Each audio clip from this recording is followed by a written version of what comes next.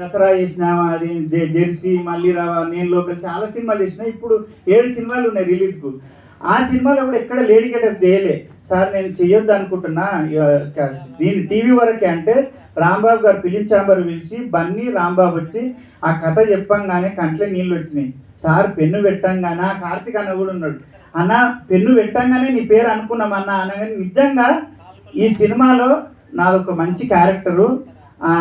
నా జీవితంలో నేను 100 సినిమాలు చేసిన ఇలాంటి క్యారెక్టర్ నా లైఫ్లో రాదు, ఎవరు రాయరు, అది కాదు. ఈ సినిమాలో నాది అంత మంచి క్యారెక్టరు.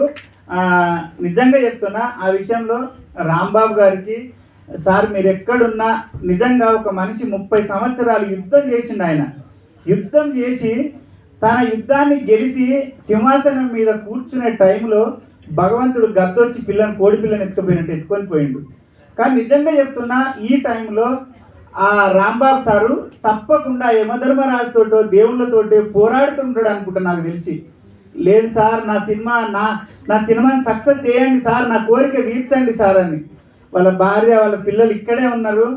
నిజంగా వాళ్ళ పరిస్థితి, మేము ఆ రోజు ప్రొడ్యూసర్ సార్ మేమందరం వాళ్ళ ఊరికి పోతే అయ్యో 30 సంవత్సరాలు ఇండస్ట్రీలో పోరాడి సార్కి ఏమీ లేదు, ఒక పెంకుటిల్లు, 2 బిడ్డలు, భార్య తప్ప. నిజంగా అంటే మేము చాలా మంది ఏమనుకుంటారన్న మా షాద్నారులు కూడా వచ్చారు మా వాళ్ళు, మాకు పేరున్నంత మాత్రాన వీళ్ళకే మా